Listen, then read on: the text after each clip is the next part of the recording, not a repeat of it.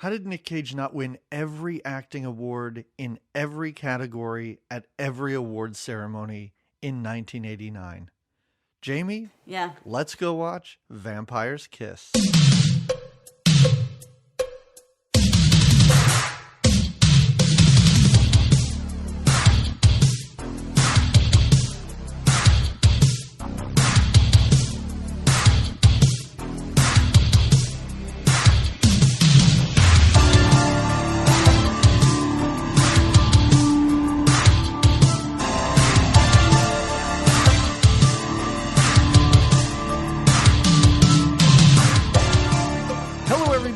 Welcome to another episode of Good Times, Great Movies. We're an 80s movie podcast, and every other week we watch a different movie from the 80s, and then we talk about it. My name is Doug McCambridge. I'm one of you two hosts, and with me, as always, maybe, Jamie, I can't see you. Are you really there? Am I a vampire? Are you possibly a vampire? Is that how vampires work? They can't see each other through Zooms, Skypes, etc.? Well, it is nighttime. I do like the night. I don't know. I didn't know. Yes, I am here and I can see you. You're right. I threw you already. Well, I was getting into my notes and it was like watching the movie all over again. Okay. So I'm sorry. Right. And we did just talk for 15 minutes just for our patrons.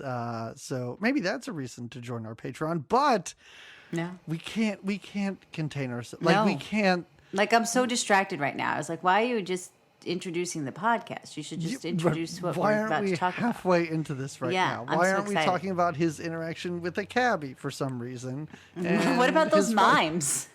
What about the mimes? Twice. You not only have to see mimes when he enters a building and has a lengthy phone call. They're still there doing the same the 4-step slapping routine. bit. Yeah. The open hand slapping routine. It's so popular with mimes. Oh, this movie. This gem of a film. So we are here talking about Vampire's Kiss from 1989, directed by Robert Bierman. Jamie, might surprise you. Just want to let you know, Robert Bierman directed one and only feature film. This is the one and only? Yes. Wow. It's not like he's not directing. He just moved into TV after this. Okay. TV movies, TV shows, like he's still working today. Okay. So good for him. This just didn't quite make his work film out. career. It didn't launch him into stardom, I guess. Okay. For as much as we enjoyed it, and we'll ruin it right now, we love this. Absolutely. I don't think people knew what the hell this was. Like, I could understand people watching it at the time. Scratching their heads a bit. Scratching their heads, not understanding, like, is this a horror movie? Is this a comedy? Is it a commentary on life? I was going to say, wait, how are you ending this? Is this a commentary on Nick Cage? Because clearly it is. Oh, boy. So it stars Nick Cage. Jennifer Beals is hanging out in this movie, too, for some reason. She is. She's a sexy little vampire. Her name came up, and I was like, look at that Flash dancer. Is this this is after Flashdance, correct? This is after Flashdance. Yeah, yes. so they were kind of banking in on her little sexy dance self coming. She does. She does what she's supposed to do in it, and she does a good role. My angel. My angel. When he serves coffee to no one in bed, I loved it. There's a couple of times he's imagining that she's there and he's not. Oh my God, this movie, yes, and also Maria Conchita Alonso. So she was in The Running Man, and she was also had a small part in Fear City. I know it's one that may be lost, but it was in our Billy December. There we go. Well, I think she was a stripper or something. I don't know. She's lovely in it. She's a very scared secretary and the whole time, actually. I would be scared, too, if that was my boss, if I had to work with that man. I couldn't even imagine. I'd be terrified. Could you imagine that? And also, like, I guess these other secretaries aren't his? Well, it is a room full of Well, I like the one secretary too. There's the one that has the random lines like, "Thank God it's Friday. I'm so tired of being in this." That's when he's walking around with his sunglasses on. She's like, "He's so eccentric." Oh yeah, that's the one where he picks up the rubber duck off her desk and drops it in the garbage. She's like, "He's so eccentric." I like the old lady who in the bathroom is like, what the fuck's going on here? And then she stares directly at the camera like, I nailed it. I crushed that line. All right, so let's get into this movie. It's 1984, you said, right? 1989. Oh, whoa, okay. Close enough. It's in the 80s, you got it. No, this is like I said earlier, it's right after Moonstruck. And you had mentioned for our patrons that you watched the commentary for this. Mm-hmm. Did Nick? Of course I did. I'm going to watch it every day now. Yeah, like, you are. Motivation. Like who needs daily meditations? You're just going to like take all of your like influence from his acting. I'll do like 10 minutes with Nick Cage every morning. I'm totally fine with that. I'm good. I'm settling into my system here. Was there mention of drug use? Like, was he just caffeinated? How did this performance energize? No, there was a lot of him. And I'm okay with that. It's such a pumped up performance. Yes. No, he didn't mention drugs at all. There was a whole lot of like him responding like, I don't know where I was in my head at this time and stuff like that. But that's also kind of like, he was that into it, maybe. Sure. Doing the performance. Perfectly, amazingly well. This is a career-making performance, a career-defining performance, I'm going to say. Yeah. Like, this is something that I think all actors should strive to do this at some point. Like, if this is all you get, if this is your only shot, but this is what you deliver, you should be very proud of what you've accomplished. I agree. And it's like he pours every ounce of his acting, every corner he dusts out and he puts out there in performance. Every accent that he's ever done, every emotion that he's ever felt. It really is like a Nick Cage explosion happening. Yes. For all of us to see. But so finely tuned into this. So he plays this gentleman who, right away when the movie starts, he's on a psychiatrist's couch, right? We see that he's in therapy, and that they make that very apparent by having it the first scene. Yeah. And it's very, very important to what his character is and what's happening in this movie. Yeah. It keeps coming back as like a grounding point for us. When he's really in his maddening days, he's calling her on the weekends. I thought when he calls her and she's at home and it's like clearly she's like in her nightgown and looking at her calendar, is that Alba's brother that's with her? That's what I could have sworn it was Alba's brother because I was like, oh, where's this going? But then I'm like, oh, I guess she's just dating some younger man who may or may not be of Hispanic descent. Like, I really did not know, but I thought the same thing immediately. Good. And that's when I was like, well, wait, is Nick Cage just imagining that she's dating Alba's brother? Is this all just in his head? Has he just been under the couch in his apartment for 3 weeks? Yeah, I had no idea. His name is Peter Lowe, by the way. Oh, there we go. Peter Lowe. That's right. Yeah. Mr. Lowe. Really just having relationship issues is what it seems like at first. He's talking, again, his delivery of all of his lines. This is just the very first we see him. But even here he says something about like, yes, I wanted her very badly. And just the delivery of that. Yeah. I don't know what. But that's not even what it is. It's an accent that is not defined. Undefined.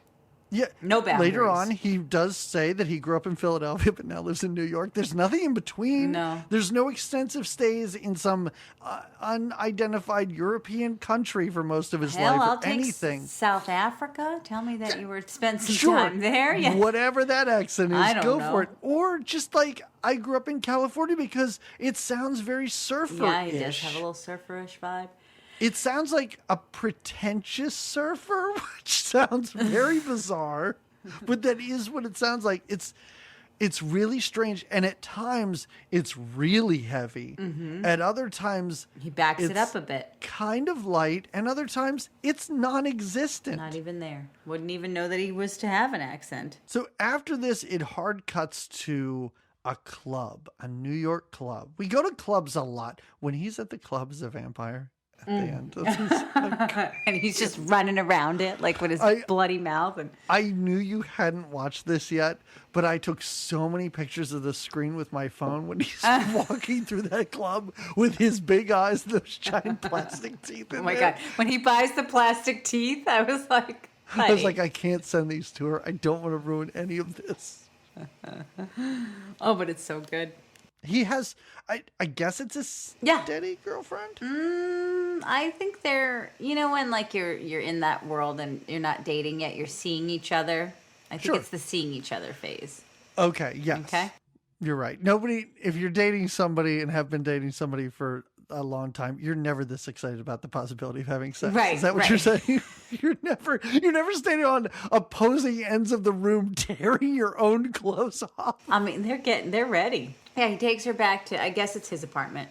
And I hope it's his apartment. I hope at the end it's not revealed. Some guy walks in and it's like, what happened here? What's been going on here? But yeah, they're in the throes of little relationship passion here. And this was weird because so all of a sudden a bat comes out and scares the fuck out of her. But I'm not sure if she's scared because she's kind of laughing, but then maybe she's crying and she's screaming, but she runs out of the apartment with just her underwear on. And there's a little boy in the apartment building that kind of sees her. His mom has to pull him back. And he, too... I love this kid's mom has to be like, all right, you've seen enough movies for today. Right. Well, because she runs out. I mean, I guess I would be startled, too, if a bat flying around. But she's screaming, and I really wasn't sure if she was sad or she was mad or she was...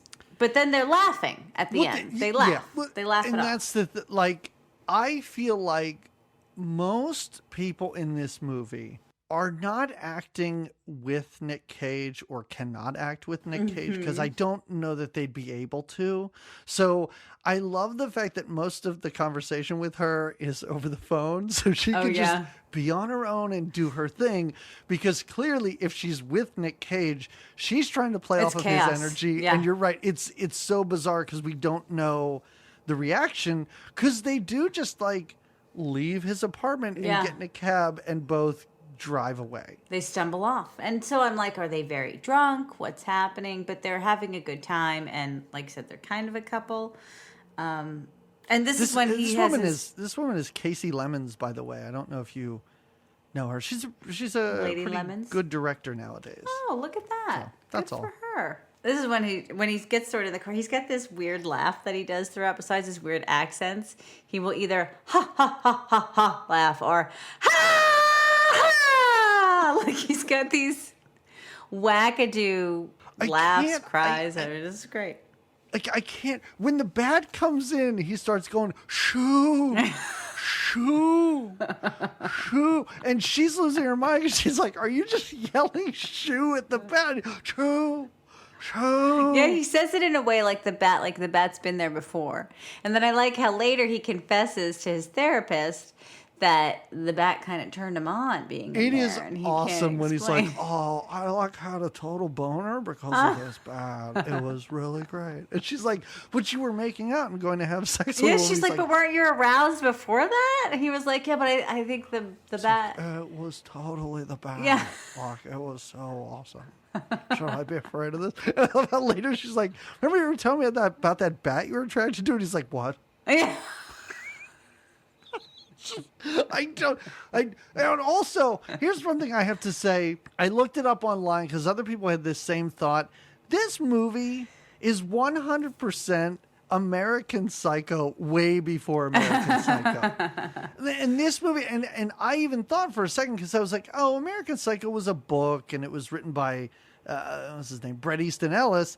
And I was like, well, that was probably written in the 80s. No, it was written in 91. Oh. I guarantee you he watched this movie and was like, I'm going to do something like this. I'm motivated, yeah. It really, at the end, it feels 100% like American Psycho. He's crazy. He's so crazy. Yes, I I love it. Okay. Anyway. Okay. So he goes to work. He works for a literary agent. Yes. See? I don't know what he does. Oh, I don't know either. I guess he's just an agent. He's just a literary agent. Yeah, but he doesn't. Yeah, and he's got the one client who's he can't find his contract. It's lost so he calls in his secretary.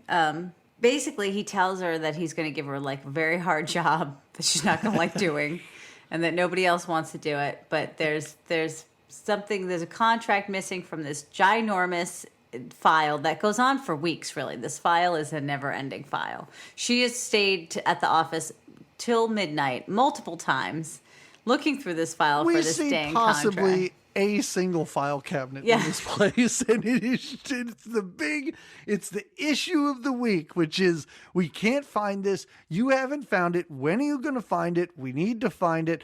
That appears to be her only job. She says she's had other work to do. That's why she's like, I've got things to do, and I don't deserve my. But eventually, it becomes her sole. Like that's all he expects her to do. Right. And I guess the other workers are great. But yeah, he puts her on this mission to find this missing contract in the file. He's also, we see this and we get a sense of this. He's obsessed, besides in therapy talking about love, with love. This is when he looks out the window and he watches the people getting the hot dog at the hot dog stand, making out each other. Vendor. Yeah. And he's like, love. Oh. His crazy love soliloquy at the end of this movie is kind of super amazing. It is wonderful. And to watch him deliver it simultaneously to his therapist and to the side of a building. I like how they really did that. Wonderful. I like how they did that. And he left with that girl, allegedly.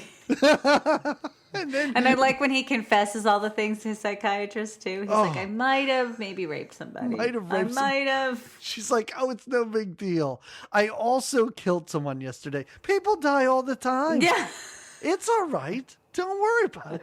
People die all the time in this city. She's such an easygoing therapist. Anyway. Yeah, so this is when we go back to the therapist. This is when he talks about having the dream about the bat. Or she brings it up and he doesn't remember any of this. So this is when we start to get the idea like, did that happen? Was it a dream? Yeah, we're confused. We're not. And who's really the sure. vampire? What listen, it's called Vampire Kiss, right? Right. So I'm like, who's this? Is he a vampire and he doesn't know it yet? Is that what it is? Is the bat what is happening here? I also wrote right here in my notes, but I'm sure this happens many times in my notes. What is this accent? It's from, and it gets very confusing at the start because he's leaving the bar with this woman with this insane accent, but then starts to be like, your carriage awaits, milady. No, and I'm like, wait, you went from one crazy accent into another. I don't know what your real voice is. And it probably isn't until this time where we start to get a sense of, this is what he's doing. Like, this is a choice by him. I don't understand it, and I don't know what it's supposed to be, but this is who he is. This is who he is. Well, this is when he goes to the bar, or another bar. Yes. And this is when he meets Jennifer Beals, correct? Right. Okay. Yes. And he hits on her for her earrings. Well, first there's two guys having a weird conversation, and he leaves their conversation. They're having like a conversation about it's like an taxes. It's like a financial conversation. Like, what do you think, Peter? And he's like, I think that's really great. I'm just going to go over here right now. I know that's not his accent, but it's all I can do. It's good. That's it. It's a good one. But then he slips over and he right away hits it off with Mrs. Beals. Let's call her Mrs. Beals. It's like Mrs. Doubtfire. Like you said, he compliments her earrings, and then it really is like cut to him on his bed. She's on top of him. She's kind of got no clothes on, or not much. Yeah, I think she got her panties on. Yeah, about that. Was Nick Cage afraid to take his shirt off in this movie? There's a lot of sex scenes, and where always he's pretty has clothed. Shirt and shorts. Maybe on. it was so that when there was the blood could splatter. You think that's what it was? Because she basically dry humps the side of his body, but is really going for his neck. Right. She's a vampire. It's a great reaction. Like, I've seen so many vampire movies where people get bit and they don't freak out the way he does. Like, he's trying to get away. He's wiggling and yelling and finally just gives in. It's like, all right, okay, all right, And she's in it, right? She's vampire in it to win it, yeah. Mm-hmm. The next day, I love it. He cuts himself, like, he has shaving cream on, so we can't really see this vampire bite, even though we know clearly that's what happened. And he's shaving and cuts himself shaving. Oh, and boy, what a Band-Aid. What a Band-Aid that sticks around through the whole movie. And also, like, this is another thing where at one point he's in front of the mirror and almost takes the Band-Aid off and then decides, nah, I better leave this thing on. Yeah. So he's not even really bitten, right? This is all just in his own goofy mind. We don't see for sure if he is. And then he goes and has the imaginary cup of coffee with her in the bed and is, like, joking with her. And she's not there, right? Yes. But again, his performance of walking into this room with coffee, serving it to no one in bed, and as it's revealed no one's there, his hands start shaking and coffee's spilling all over the place. And again, I think that was just his choice. He's like, I'm just going to shake at the end, and we'll just see. Because it's showing my character getting crazier and crazier. Yes, I don't know. Now is when he's on the museum date, and he leaves his girlfriend at the museum, and she calls him to tell him, because it is wrong. I didn't really register at first what was happening. I was like, is this another girl? No, this is his girlfriend. Right. They're at a museum and he just leaves, and she realizes that he's left and now calls her to just basically say, like, fuck you. And he's like, fuck you too, sister. He's just laying on his couch listening to the message going, and fuck you too. And the music is hilarious because she calls to break up with him and the music's like bum bum bum. Like, what? Is that what this movie's about? Relationships? Which it might be. I don't know. Yeah, and now we're back at the shrink's office. Yeah. This is after he's had his vampire weekend, right? And she's like, so what's going on? How was the weekend? And he's like, nothing earth-shattering. Nothing crazy. I cut myself shaving. What does he say? I guess I was keyed up, because she's like, how did you cut yourself? Sorry. Yeah. Sorry. I was kidding. Is this sort of, he's like, yeah, I guess I was really horny. Yeah. Oh yeah, I was pretty drunk and I was pretty horny. All right, thanks for that. She's earning her money by talking to this maniac. We have these two storylines, basically, which is him and his relationship with this vampire woman who probably isn't real.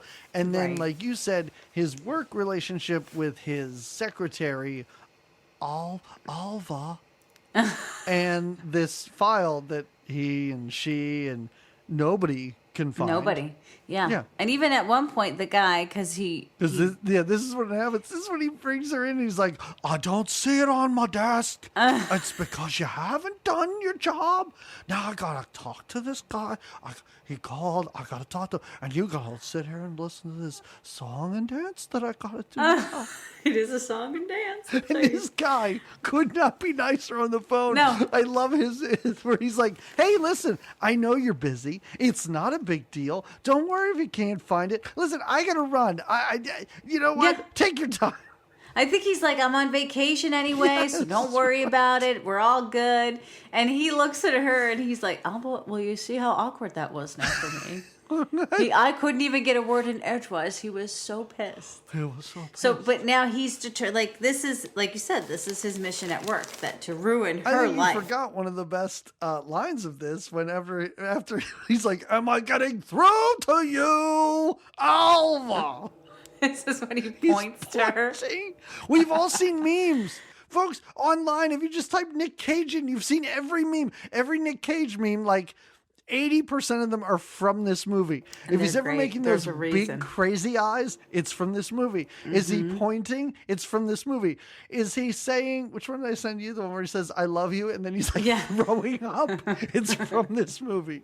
Everything you've ever seen is from this movie because he's just allowed to do whatever he wants. Yes, he's permitted to just be free. Be free, Nick Cage. And he went to a fortune teller, I assume, and she looked into his future and was like, there's going to be these things called memes, so you might want to just amp up this performance. Yeah. Oh, what is the diner? Yeah, what does he shout at the diner? So he's at the diner and he's... I had to put on closed captions because at first I thought what did he someone say? a hoe. I But thought he said grease hole. Grease hole. Okay, Yes. I thought he said grease out. I know. I had to watch it twice, and I was like, I don't know. Yeah, But it was didn't tough. seem to- Because if you don't think he's a bad person, because, you might be confused. You might be like, I don't know, he's Nick Cage. He's kind of fun. And if you don't think he's a bad person, he's yelling at this waiter at a diner for not waiting on him. And then he yells, grease hoe, and runs outside. Oh, this is when he leaves the diner, and all of a sudden, what does he have, a hot neck? He just like Wait, folks, you can't see this. It's just like can't see. It's just this jaw. Like he opens and closes his mouth a lot. Like, and he holds on to the side of his neck, like it's as if it's like he had a hot neck. Like all of a sudden, he walked out of this diner mad, and now his neck is on fire, and he's reacting to the neck fire. So he's like, but without sound.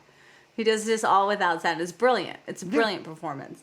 So yeah, he leaves the diner and has this crazy reaction to his neck because I guess he must be feeling the vampire bite. He goes into his hotel. This is when the mimes are outside the hotel, and he makes a call on the payphone to his where is therapist. he? This is just a random hotel that he walked into because this is not where he lives. No, but he needed to use the phone, right? This is when he calls his therapist to be like, "Can I see you? I need to see you again." Exactly. Yeah, he calls his later when he calls his therapist with those teeth in, he's like, sooner. I need to see her sooner. Even she's like, do you have a cold? What's happening? I have a cold. And again, I feel like that was his choice. He was like, what do I do about the vampire Of course teeth? it is. All of this is his choice. I guarantee you he brought those plastic teeth to set. It was like, Brilliant. This is what I'm going to do. Uh-huh. So, yeah, you said earlier that we see a couple of mimes fighting outside. Yeah. outside. It's a mime slap fight Yeah. that we see on the way in and then again on the way out. Oh, wait, he doesn't call his he calls his therapist, sorry, but he also calls his girlfriend to say, like, he wants a second chance. Like, I just wasn't myself. And it was an illness. Yeah. It was an illness. Maybe I can make it up to you. Okay, just an ill. That was funny at the art gallery because she's like, what do you think of this piece? And he goes, I got to take a piss. And it just walks out the door. and just leaves. He's just done. But she agrees to meet him again. And yes, mimes are slapping the shit out of each other all over this scene. It's pretty great. Again, he's in the mirror. He likes to wear a suit and tie when he goes out because even when he's out in the beginning scene, he is put together at times in this movie. Yeah. You know. Yeah. Sometimes when he's at work, he's not. When he's not wearing socks, and for some reason, the receptionist has to notice that. Yeah, she stares right at those ankles. This is when he's at his apartment and there's a knock at the door. Yeah. But then there's nobody there. And it is such a Bruce Campbell Evil Dead 2 performance when he's just like backing in the chair. like nodding, like, Yeah. Hey, did you notice by the door there's like a little, like a hanger for like coats and stuff, and there's a purse hanging. Whose purse is that? No. Yeah, there is. I think. Sure, At it's least not that's what like I a thought I saw. trendy man's bag. Maybe of it was the a man bag. 1980s. I don't know. Maybe it was. I don't know. He freaks out about the knot. He's literally, I wrote, literally slap-jawed. Oh, because this is when he leaves. So he can't leave the apartment. He has, like you said, he has a reaction to the no knock. And then when he does go to try to leave the apartment, Jennifer Beals steps down and is like, oh, did you think, my angel, that I wasn't gonna be jealous of you going out somewhere else? Yeah. And he literally, I'm a jealous mistress. he literally just stands there with his slack-jawed, with his mouth wide open, doesn't say anything. It's just like, oh. As she leads him up the stairs. That's why I'm like, I don't know how anybody was playing off of him, because I can't imagine that was in the script for her to say a bunch of stuff and for him to not move. So I'm like, how is Beals dealing with any of this? I think you had to know the performance you were going in with. And that's why she was like, all right, I'm just the sexy vampire. I'm not. Yeah. I don't know. Yeah, she really is like, if you're going to do this, fine. I'll do the same thing. Like, I'll be just as crazy and weird and creepy as you. Let's get these scenes done. Let's get this out of the way. I got better things to do, Nick Cage. I understand this is your movie. Fine. So he misses his date, or he misses his meetup with his girl because he's distracted by the vampire. But now we're back at his office. Did I miss anything? No, Was there anything? Did I rush through that? They go back upstairs and have another bite session.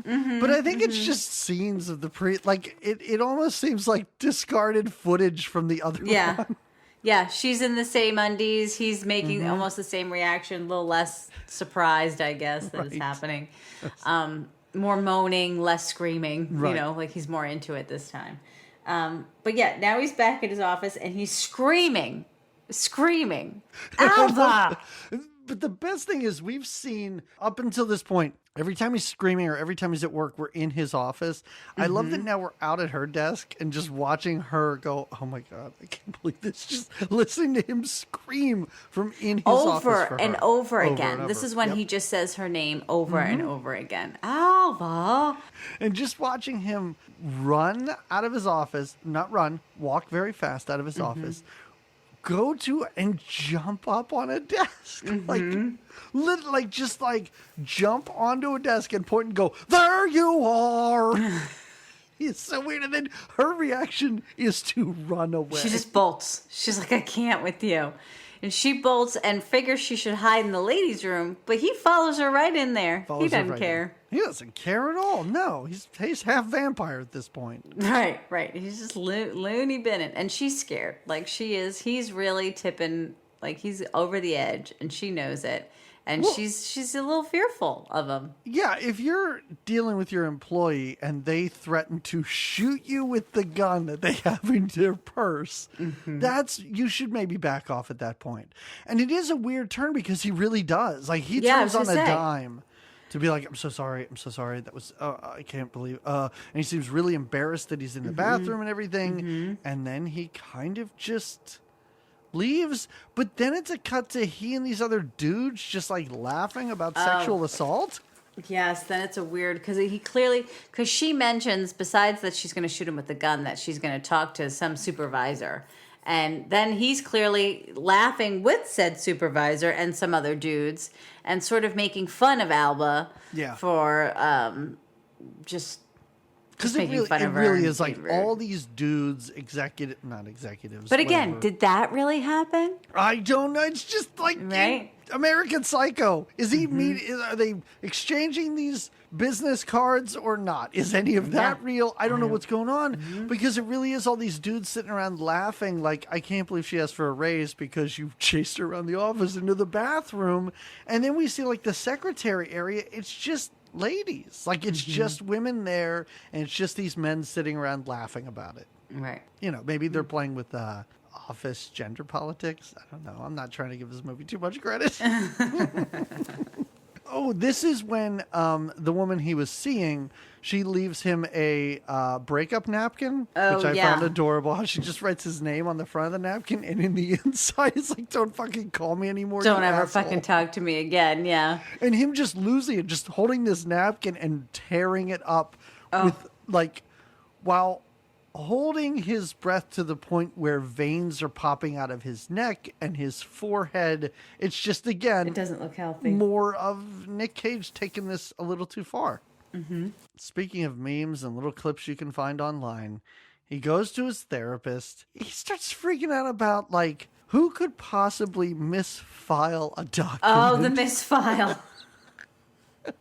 Well, because he's talking about the problem at work where he's got Alba looking for this missing, and he says misfile. And I love how she's like, well, I don't know, maybe somebody just misfiled it or put it in the wrong. And his reaction is really like, misfile? Who could misfile? I've never misfiled anything. And then He decides to tell her that everything is in alphabetical order. And then he sings the whole ABCs. While clapping and like waving his arms around like a crazy person. And I said I wasn't going to bring up the commentary.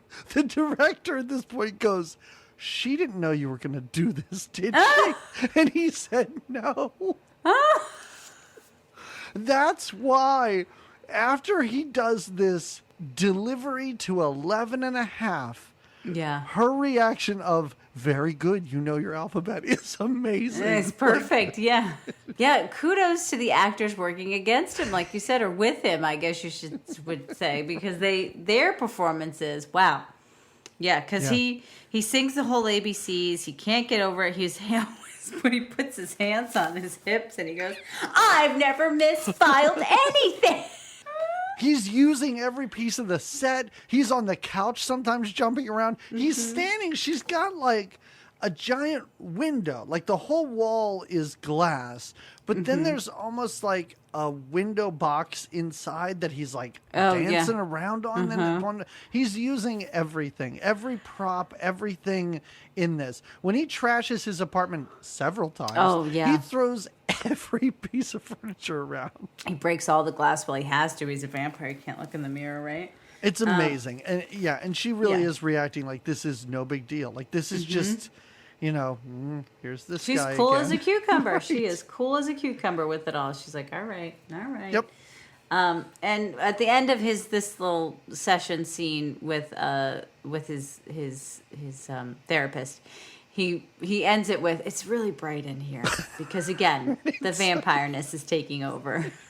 Like this wild swing into him screaming and yelling the alphabet, just sitting down and going, "Isn't it a little bright in here?" Maybe.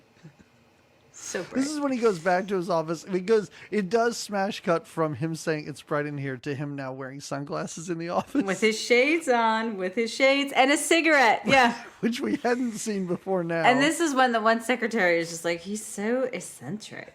And this is now when he's in again, he wants to talk to Alba, but this time he's eating pistachios when she comes into the office. And I think it's important to mention, we did say this for our patrons, but Alva is dressed like she's in Little House on the Prairie. Oh, yeah. She's got these very crazy... She is dressed like an 80-year-old woman. Yes. And it is the 20-something-year-old... And she's a secretary. She's not doing his lawn... Like, she's not a housemaid, but she's dressed like Little House on the Prairie. It's very square. Like her shoulders are very square and boxy, and the skirt goes all the way to the floor. It's a very deliberate choice to put her in there. I think so. Yeah. Bizarre, Don't let her turn him on at all, kind of thing.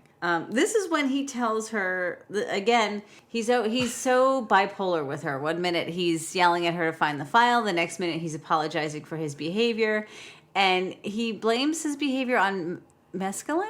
On his little experiment. And she is like, "Oh, yeah, I know I did in high school." I love how he's like, "You want a pistachio?" First, he's just eating pistachios. And he really is like, "Oh, I'm sorry about what happened in the bathroom. Mescaline. That's crazy stuff." And she's like, "Oh, you know what? Back in high school. Oh, man." And I love how his reaction is, "High school. Yeah, those were the days, right?" Yeah. Oh, this is nice, I guess. I'm What's not sure. happening with you two? But this is where he then threatens her and basically says that she should stay there all night as long as it takes to find this. This is when he makes another one of his weird evil faces with the eyebrows up. I drew a picture of it on my... I don't know if you can see. Oh, that's great. That's perfect. That looks just like him. But You're missing the poofy hair. The hair that sometimes is slicked back perfectly. Oh, yes, sometimes it's poofs out on the side. Like, what are those penguins that have, like, the puffy hair thing? The puffin. Aren't they a puffin penguin? I hope so. I'm going to say. That's a perfect name for them. Right? Yeah. But this is when he tells her about what a horrible worker she is and that she's on the bottom of the barrel of all the workers, and that's why she has to do the worst job ever. Because she asks if somebody could help her, and he's like, "I would never make anyone do this job. It's horrible. It's the worst job, and that's why you have to do it." And she's like miserable. She walks out, and he's like, I think this is when he whispers after she walks out, don't you want to use your gun now? Yes, that's it. Taunt her. Good idea. This is also when after this, he walks home and drops his groceries on the ground because he sees a neon cross. Oh, yeah. The crosses are killing him. And I love how some guy's nice enough to help him pick up his groceries. And Nick Cage just runs away. And the guy's darts like, away. Don't you want your food? Now he's back with Beale again, though. And she's asking him to say, I love you. Yes. She's also slapping him around a bit. Yeah, she's a little more aggressive this time in her visit.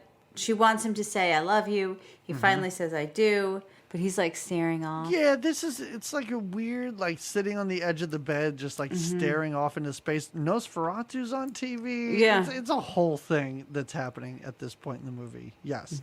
And yeah, so he's just becoming more vampire-y, I guess. The next day he's making like eyesies at himself in the mirror for a very long time. And then he just eats a cockroach.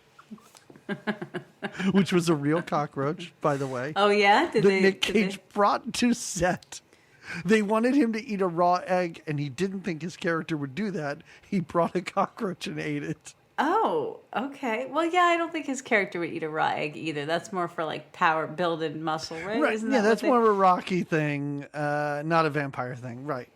But a cockroach, okay. He brought his own, maybe from his apartment. Okay. Yep. He brought his own. Okay. He actually brought two. The director was like, oh, you brought two? We'll do it twice.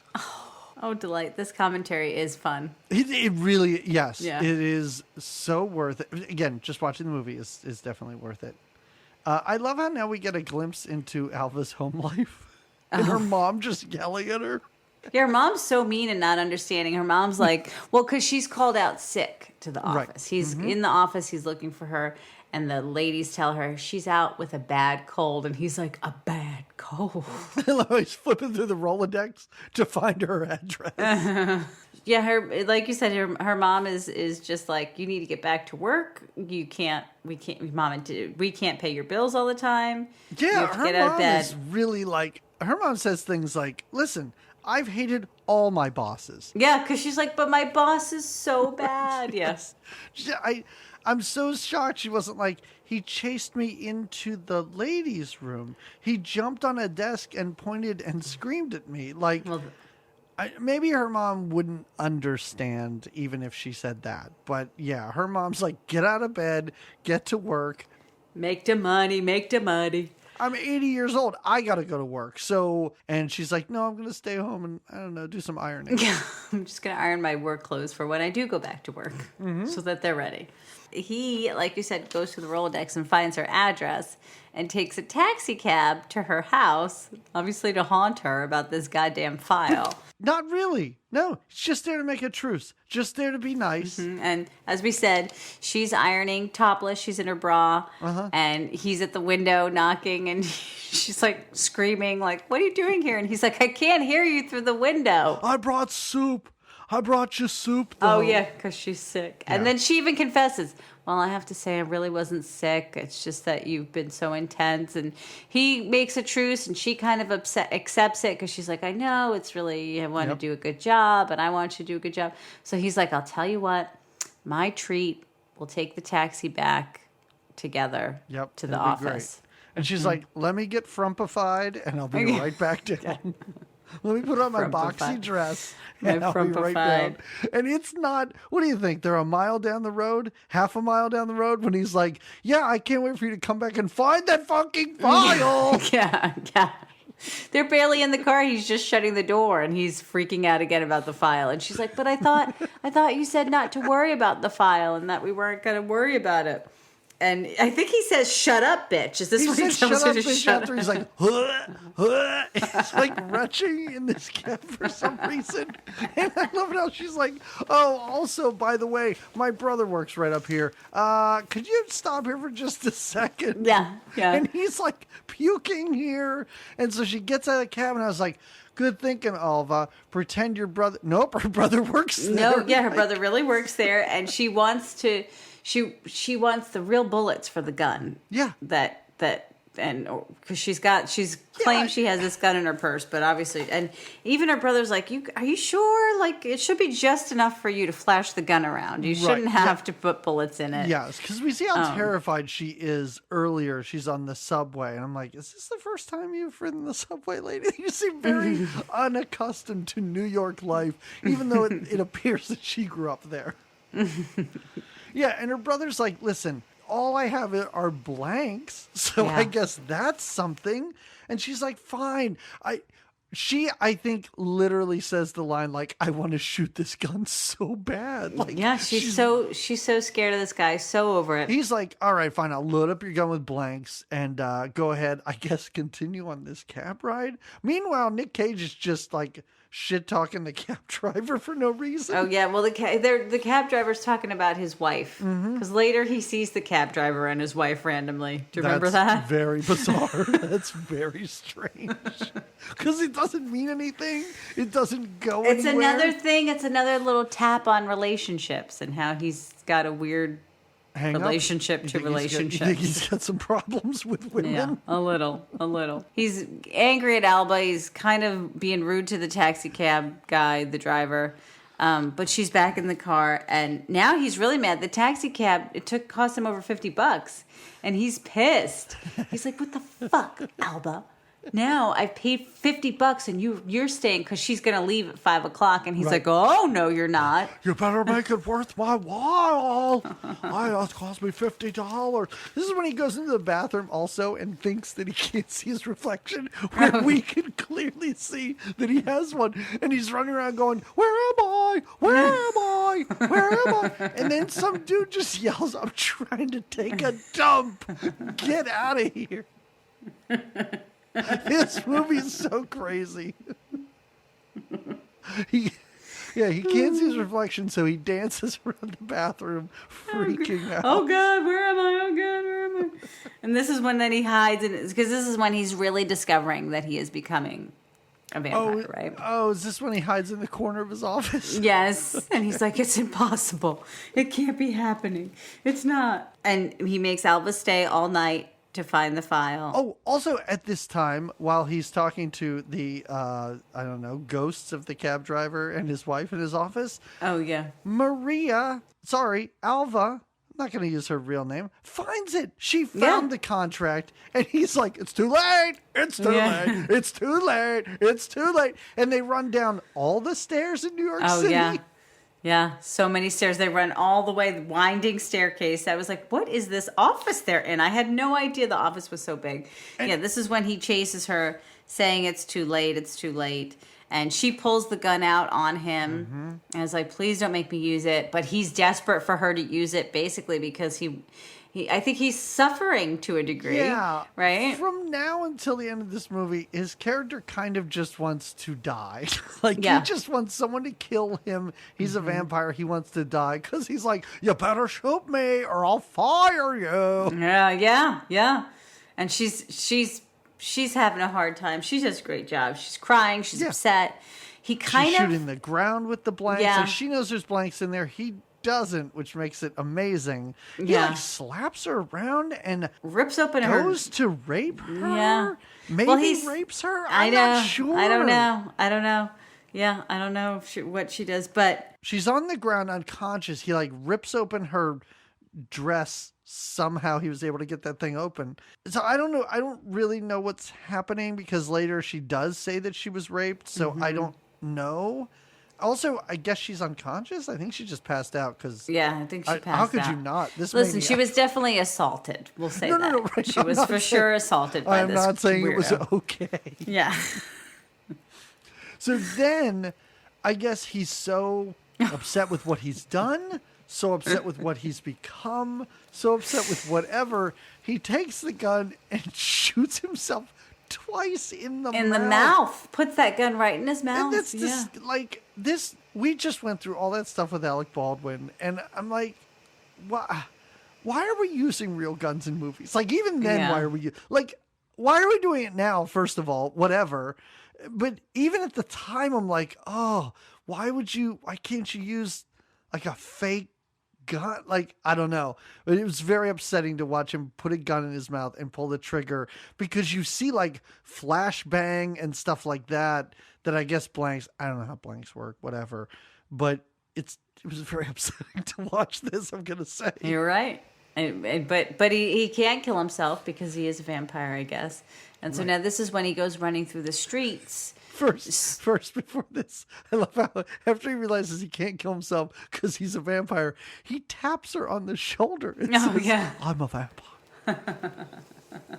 And then him running through the streets, yelling, I'm a vampire, I'm a vampire, I'm a vampire.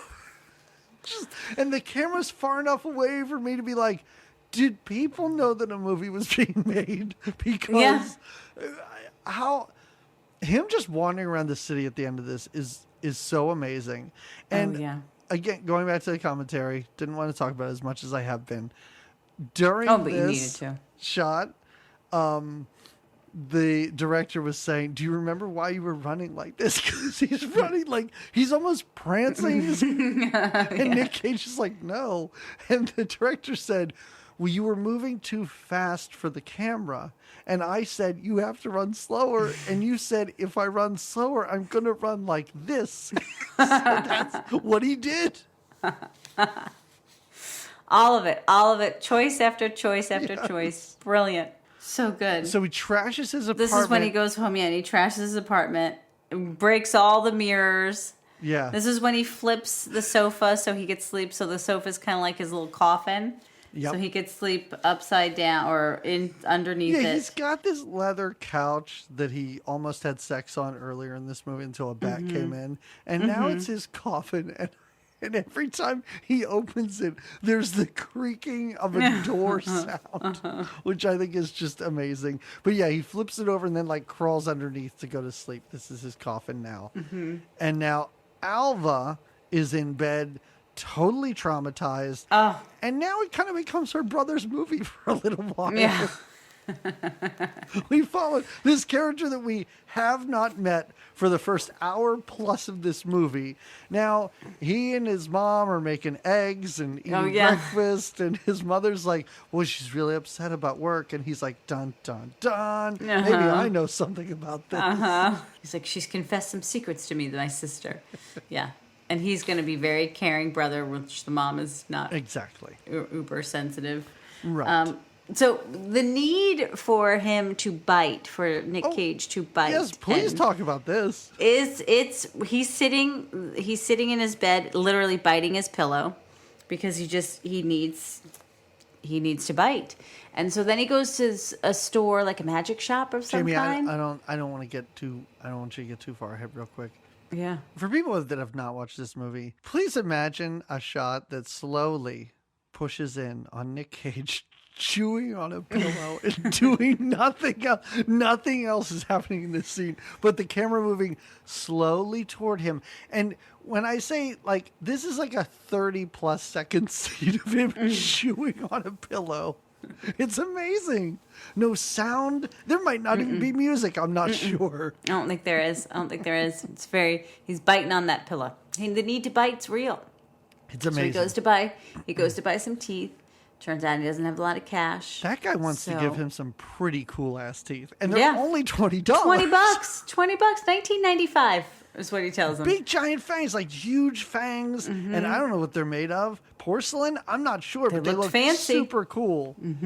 But he's a, I don't know, high-powered book literary agent. Literary agent or book executive. And he can't afford this. No. He doesn't have a lot of cash in his wallet. And all the cash he's got is enough for these fake plastic fangs. We've all seen them. That's all he needs. We've all They're put the them Halloween in our mouths, treats. and then they fill with drool, and it's disgusting. And you have to take them out of your kid's mouth. It's gross. And he puts these things in. He wears these the rest of the movie, and he looks so silly. It's ridiculous. It's ridiculous. They can't even fit in his mouth. Like, you know that he could have fit those properly into his mouth, and it might not have looked that bad. But Nick Cage doesn't put them over his teeth. He leaves them just outside so that he can't close his mouth. And it's, again, an amazing choice to make him look wildly silly. Very silly. This is when he calls his therapist with the teeth in his mouth, and he needs her appointment sooner. She's like, well, I could see your appointments for Tuesday afternoon. I could see you Tuesday morning. He's like, sooner than that. She's like, sooner than that. Well, what about Monday afternoon? You can see me sooner than that. Monday morning? That sounds great. I'll see you soon. Now, find out that his therapist is seeing a much younger man who may or may not be Alva's brother. Could be. Looked very Latino to me. I can't say for sure because he has a very brief scene where he's basically shirtless. Where he's just in boxers. Yeah. Yep.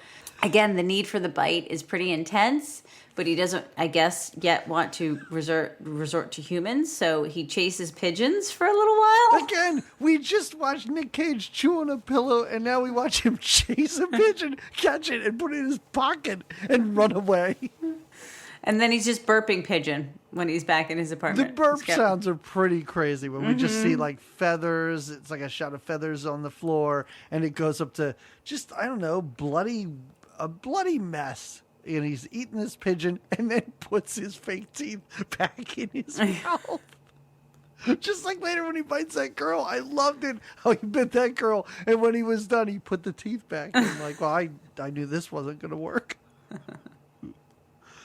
And then he gets in his couch coffin again. Yeah, and then he goes snoozing in the couch coffin. And I can't say it enough. When he emerges from under this couch with those big goofy plastic teeth in and like dried blood all over his face, it's so great. Oh, it's wonderful. It's wonderful. Yeah. So he sleeps during the day now. Right. And he decides vampire he's gonna habits. Up it. You know, he ate a bug. He ate a pigeon. Yeah. Now it's time to eat people. Yeah, now he's got to feed. He's got to feed, right? Vampires must feed. So off to the club he goes. The club he knows so well.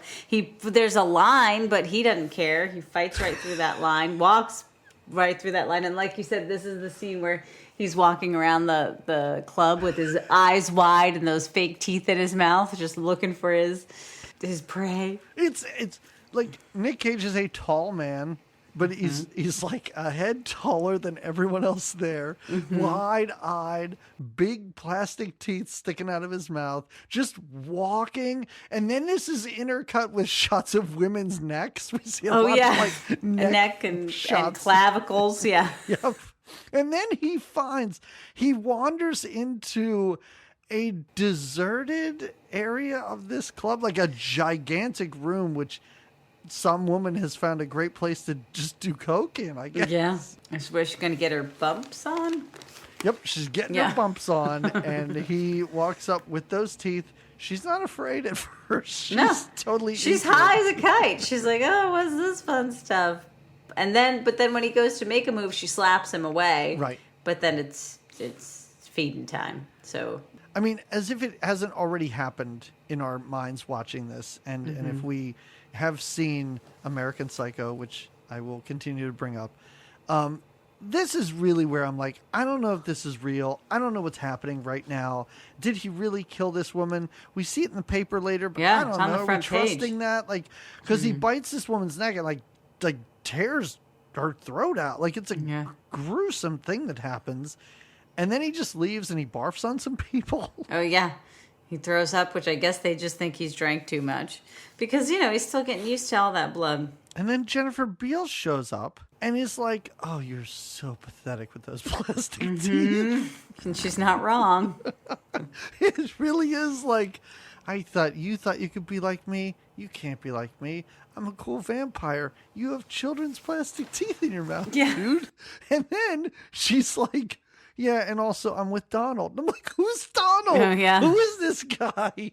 And this is where Nick Cage says, I love you multiple times. The dry heaves all over the place. And then he leaves. So again, another weird break from reality or entrance into reality. He sees Jennifer Beals at the club on the dance floor, assaults her. And she's like, what are you doing, dude? And he's like, don't you know who I am? And she's like, oh, yeah, I remember you. And so this is just some woman. And then Donald gets all in there and is like, dude, you get out of here right now.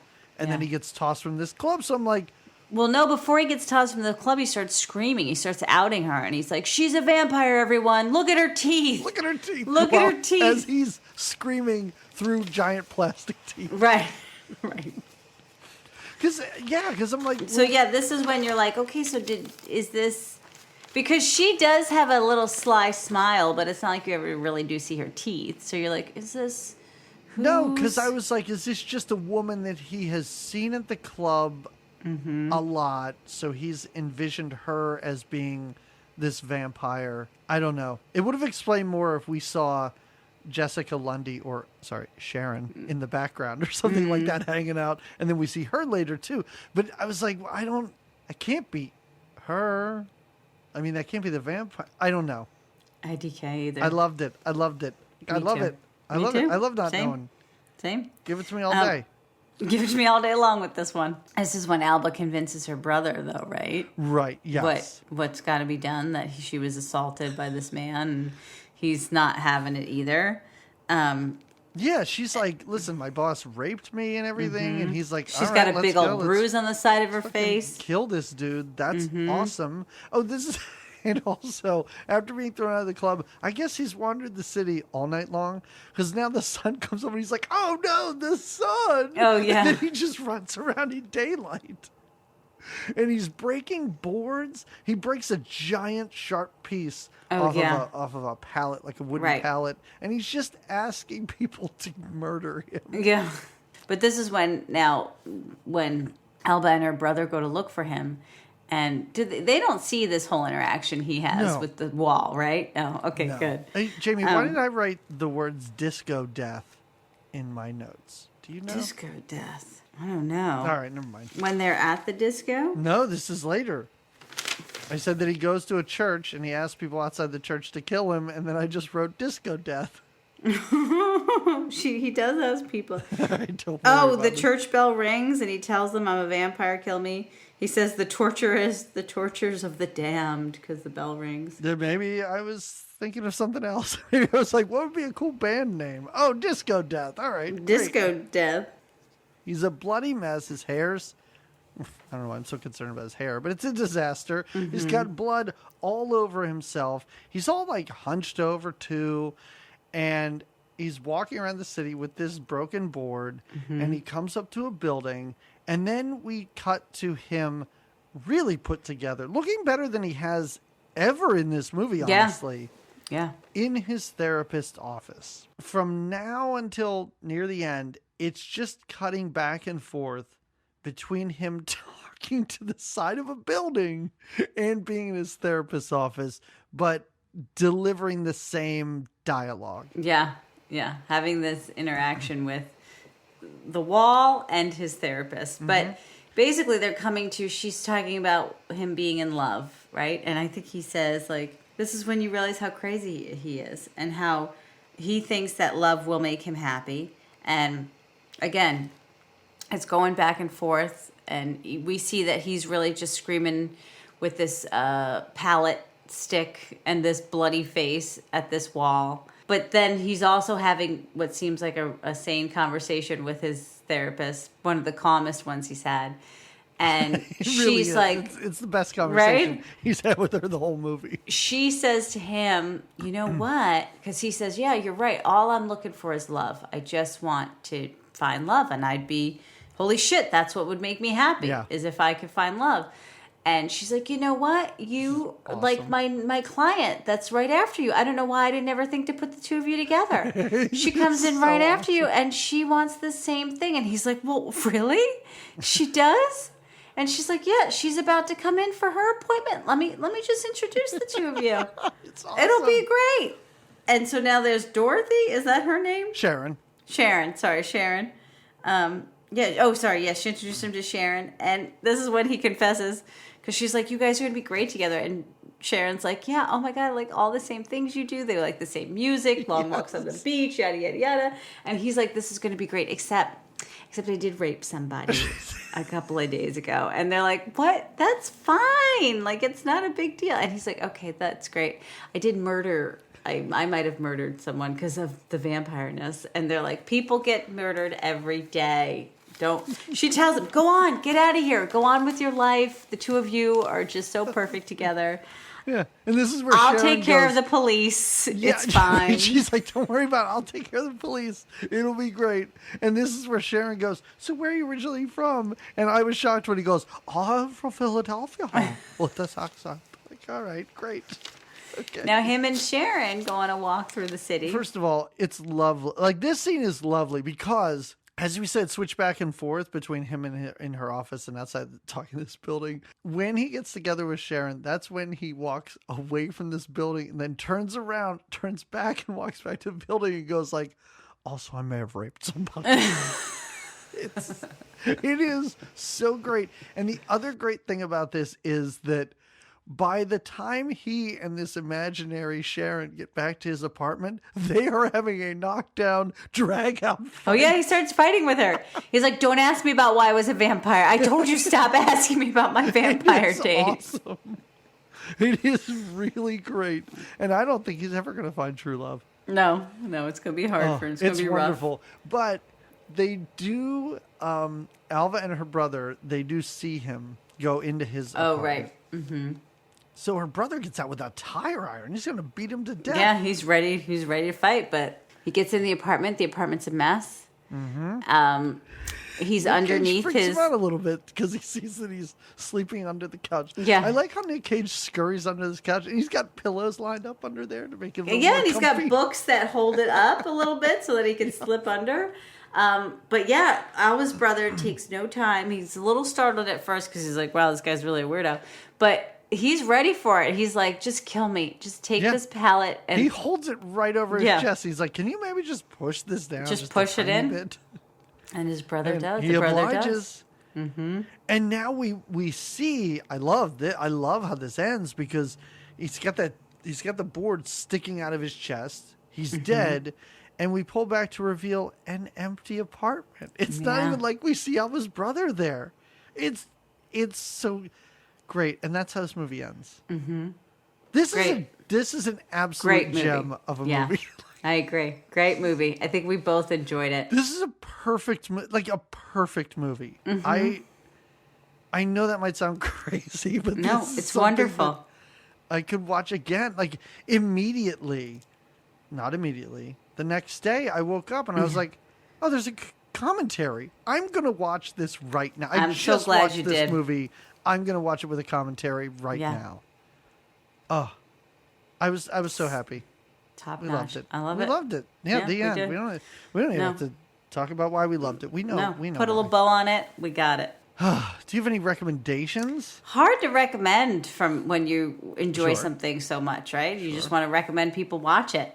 And I feel like I've recommended this before with another kind of vampire movie that we've seen, but that I think I actually recommended the movie What We Do in the Shadows. Well, it's now a TV show, and it's on FX, I think, and it's pretty clever. It's pretty funny. It's vampires, so there's that. Yeah, I would second that recommendation. I wasn't sure if I would like the show because I was like, the movie's so good. Why would no, but the show is fun the way they do it. Yeah. Oh, it's great. Yes, it's absolutely wonderful. 3 seasons? Did they do? Is that how many they have so far? I think 4? 3, yeah. 3? Okay. Yeah, no, it's really funny. What about you? I'm going to recommend the 2021 Nick Cage movie, Pig. I don't think I recommended that before, have I? Oh, no. Mm-mm. It's really great. And if you want a very subdued Nick Cage, if this was, I don't want to say too much, but if you're like, oh, what else can this guy do? It is a masterful movie. Yes. Okay. You should watch it immediately. He's like a truffle farmer. Okay. He's kind of a recluse. He lives out in the woods, and he has this little pig that helps him find truffles. And then like a rich guy from the big city of Portland, comes in to get the truffles because he can always find the best ones and gives him a ton of money for it and everything like that. And then his pig is stolen. Oh. And this movie is so great because when somebody described this to me and just told me like, oh, I don't want to tell you what it's about, but here's the general, and then just told you what I just told you, I pictured some sort of like John Wick-esque thing where he then goes on some murderous rampage through the city. Mm-hmm. But no, it's so subtle and it's quiet and it's beautiful and it's really, really great. Yes. All right. Yeah. So that's what I would recommend. Pig about a truffle farmer. I love it. Mm-hmm. All right. Nick Cage, all about him. Yeah. So, Jamie, it's that time of year. Yeah. And I hope you've given some thought to this. Have I given thought? This was a really tough, it's been so many birthdays now. Is this my 7th birthday with the podcast? 8th birthday with the podcast? Well, this is the end of our 7th year. I don't know how that works. Okay. And if I could just break in real quick. If you're just like a Vampire's Kiss fanatic, and that's why you're listening to this, we choose episodes for certain reasons. Mm-hmm. And once a year, or I guess twice a year, you and I get to choose a movie just because it's our birthday. Right. It's a little present for us. So exactly. This is going to be your birthday pick. All right, I'm going to do my spiel that my birthday pick is always very hard to choose, and we're 7 years in now, and, you know, I could do lots of different kinds of movies, cartoons. I like to choose movies, generally that I enjoyed watching. So, one that I remember watching and enjoying very much in my childhood was Big Business with Lily Tomlin and Bette Mittler. I love it. I love a Lily Tomlin. I'm not crazy about a Bette Midler, but know what? They complement each other. They complement each other. Okay. You'll see. And they're twins. This is one of those movies where, and they do it now still a little bit, like in the 80s when they did like the Parenthood, and it was like not Parenthood, Parent Trap. And what was that? Didn't we see another movie where it's like it's the same because they played a set of twins that are switched at birth. So they're each. So wait, they're not. It's not like a twins scenario where they're twins. They each have a twin. Yes. Okay. All right. Yes. Wow. Okay. All right. It feels good. Yeah. Yeah. No, I'm very excited. Yeah. All right. Thanks for that. All right. Yeah. Well, everybody, join us in 2 weeks' time when we're going to be talking about Big Business. That's right. For Jamie's birthday. So, happy birthday in advance. Thank you. Is that how that's said? That's pretty much how that's always said. And everybody, until we see you again, have a great 2 weeks. I'm not a vampire. I am a vampire. What is happening?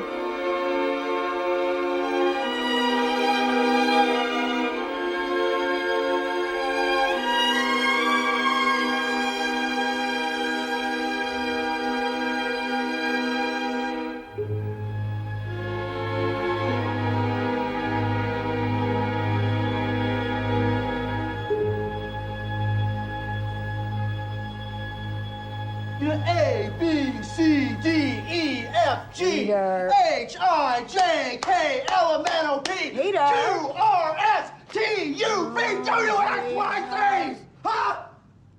That's all you have to do. Wait. You're telling me that I can pick something that we can't find, but we're going to watch? Well, we're going to have to, it's going to be legwork. You know how that goes. We're probably going to have to, I don't know, pay a prostitute to watch it in her room with her. I don't know how these things work. Have you been doing that? Because there's easier ways to find this stuff.